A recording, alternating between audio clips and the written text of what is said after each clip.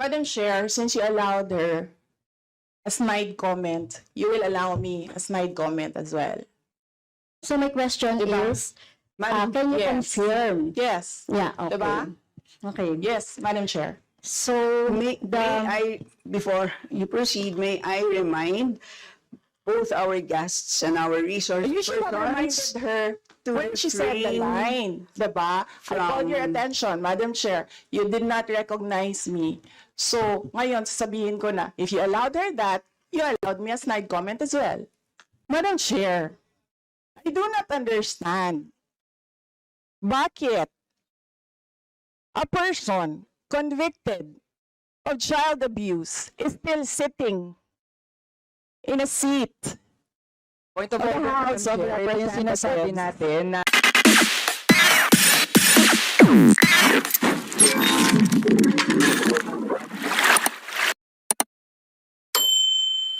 At this point, the chair rules that we shall proceed, so the Honorable Franz Castro may now proceed with her interpellation. You have the floor, ma'am.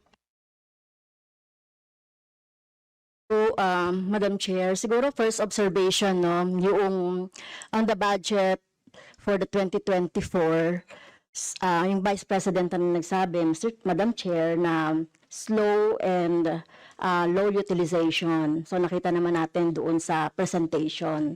So yung utilization ay napakababa. Pero syempre comment ko lang, no, mas mabilis siya sa confidential funds. 100% in 11 days. Madam Chair, So, Madam Chair, so according to the utilization of the confidential and intelligence funds submitted by the COA to us, no, so we have here surveillance and monitoring. Sabihin ko lang, Madam Chair, no, yung purchase of information out of 125 million confidential funds in 2022, purchase of information 14 million, payment of reward 10 million, rental and other incidental expenses relative to the maintenance of safe houses 16 million, purchase of supplies 35 million, provision of medical and food aid 40 million, payment of incentives or traveling relative to confidential operations is 10 million. So a total of 125 million conducted surveillance in 132 areas in 11 days. So 100% utilization. Madam Chair, I have also here a report about the notice of disallowance. According to the notice of disallowance, the COA disallowed 73,287,000 out of 125 million confidential funds used by the OVP in 2022. So this is 58.63% of the 125 million. So can you confirm, the Vice President? Madam Vice President. Madam Chair, since you allowed her a snide comment, you will allow me a snide comment as well. So my question Diba? is, can you yes. confirm? Yes. Yeah, okay. Diba? Okay. Yes, Madam Chair. So Before you proceed, may I remind both our guests and our resource You should have reminded persons her when she said the refrain line, diba? I called your attention, Madam Chair. You did not recognize me. So, ngayon, sasabihin ko na, if you allowed her that, you allowed me a snide comment as well. I don't recall hearing a snide comment, Madam Vice President. Ang snide comment, that's a matter of judgment. So please proceed with Secretariat, Please Madam proceed, Chair, I ma'am, would like the with your- Secretariat to repeat the first 3 lines of the Well, comments. point of order, Madam Chair. Point of order, Madam Chair, kasi parang, So let's please proceed with the answer. point of order, Madam Madam Chair, kasi parang siya yung nagpe-preside eh. Yes, that's why Kasi inuutusan Madam mo Vice yung President. secretariat natin sa Committee on Appropriation. Yes. Alam mo, Some ano, order, diba? So, please. Yes. okay. Thank you, Madam Madam Vice Chair. President, please proceed with the response. There's a question. Please proceed with the response. Madam Chair, I do not understand. bakit a person convicted of child abuse is still sitting in a seat Point of of the order, House of Madam Chair. Ito yung sinasabi Representatives? natin na dinadivert ang usapan sa ating budget hearing. Kung nagawa po niya yan sa Senado, Madam Chair, dapat hindi natin yan pahintulutan dito sa Kamara. You allowed her a snide comment and then you will not allow Please, me please wait a to be snide recognized. comment? Excuse me, our members and our guests. I warn please, you. Please wait Don't to go be into this rabbit hole. Please wait to be acknowledged before you speak. Okay, so at this point, Honorable Manuel. Yes, Madam Chair, again, it's another point of order kasi kapag may mga deliberation tayo, we should stick to the topic. Hindi pwede, Madam Chair, na dinadivert natin yung usapan para hindi natin sagutin yung tanong ng mga mambabatas natin. This is actually the best opportunity, formal proceedings, nakikita po ng publiko para malaman anong sagot ng Vice Presidente. So hindi po natin napapayagan ang ganong mga argumento na hindi naman tumutumbok dun sa topic natin. So, Okay, Madam Madam Vice Chair, President, there's I a will make this question. easy for Please- you. Please make Sige, ma'am. your responses direct to the Sige, point. ma'am. I will make this easy for you. What rules are we using for this budget hearing? We have our rules Yes, ma'am. adopted by the Committee on Appropriations. Right, okay. We searched for that rule. So we only found the general rules. So we have a copy of the rules for the budget hearings. Well, as far as I'm concerned, mas importante ang rules para sa amin. Kayo po, ang kailangan nyo lang marinig is yung acknowledgement for you to begin to speak. Yun lang po ang pinaka-importante para sa guests. Sa totoo lang po. Yes, ma'am. So, ang pinaka-importante, yes, you may proceed. At saka po yung adjournment. Yun lang po. Yung termination po. Yun ang pinaka-importante lang po.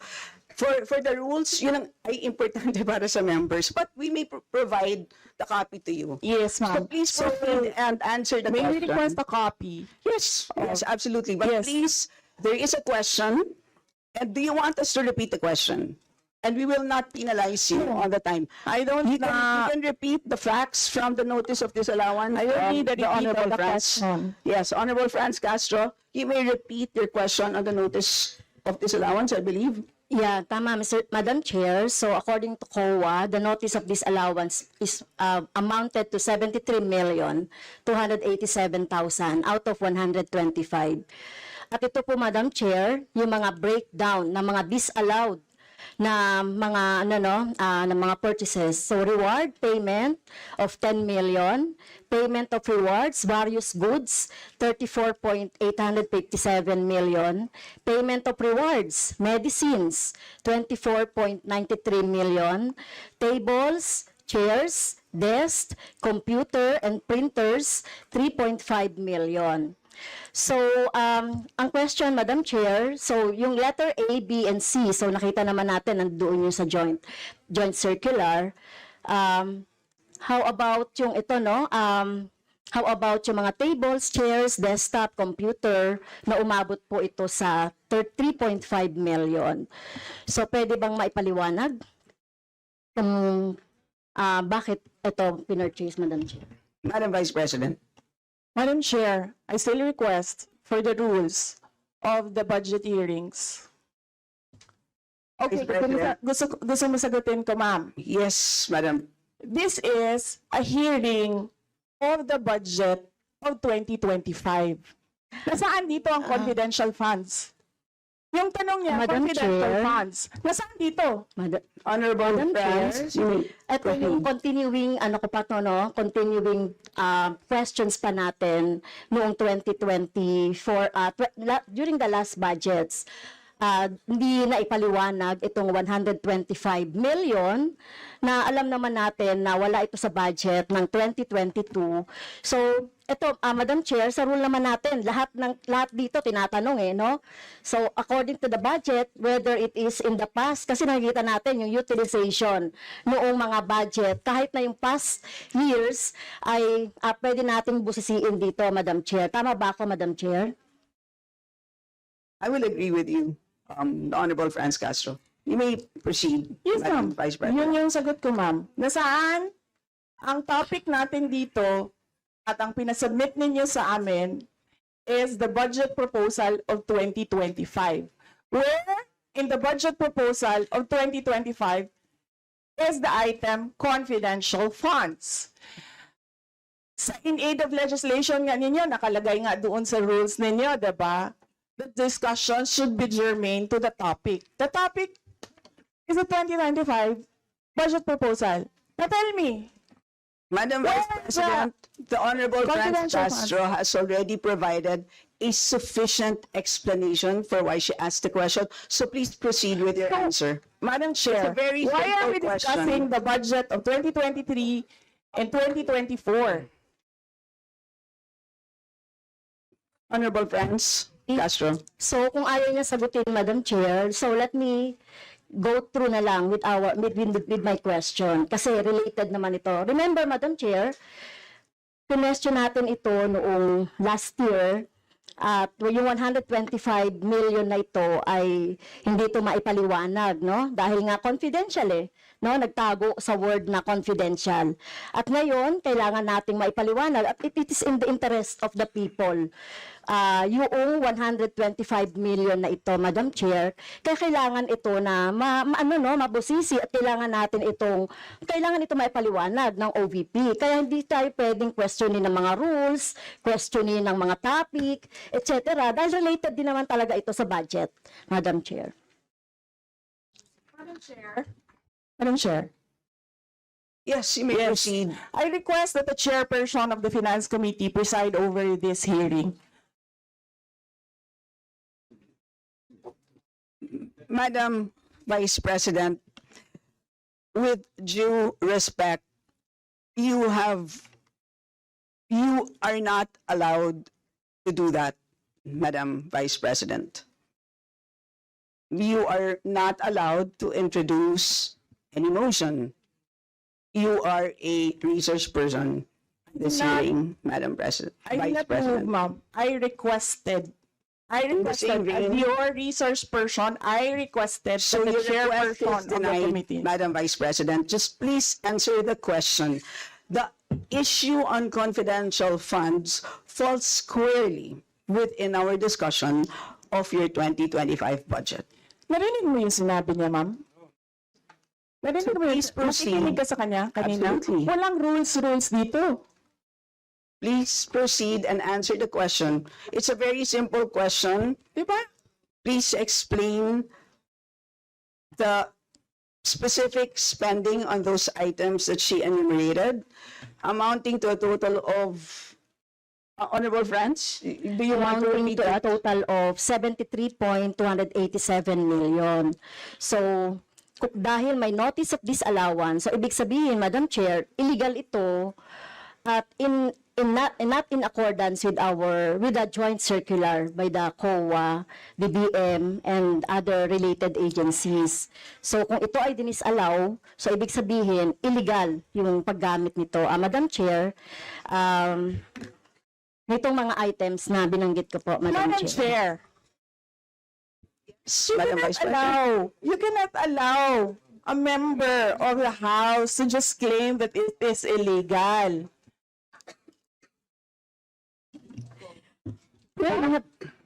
That is a Madam notice Chair. of disallowance. That is a procedure inside the Commission on Audit. Hindi sa upuan niya. Honorable Franz? Okay, thank you, Madam Chair. So, thank you for the explanation, Vice President. Okay, next. According to accomplishment report of OVP, it spent 10 million for payment of reward. So, Madam Chair, in 11 days, ilang tao kaya at magkano kada tao ang reward? In fact, COA disallowed the whole amount spent by OVP for payment of reward. Hindi ba, Madam Chair, questionable ito? Madam Chair, the invitation letter that we received from the House of Representatives. Dear Vice President Duterte, the House Committee on Appropriations will hold briefings, hearings on the budget proposals of various departments, agencies, and corporations relative to the fiscal year 2025 National Expenditure Program as the basis of the fiscal year 2025 General Appropriations Bill. Nasaan? Sa presentation ko kanina, ang haba. Ang confidential funds.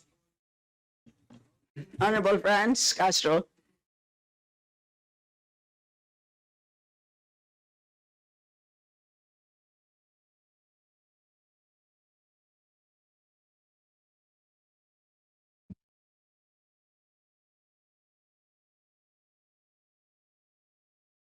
Can we request our technical people to fix the mic?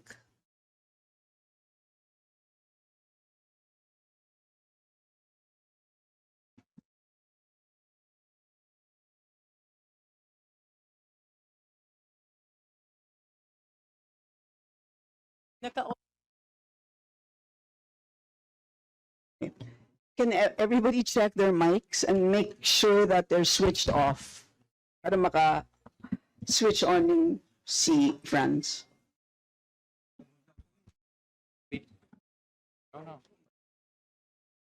Meron na ako. Meron na. Add even yata to.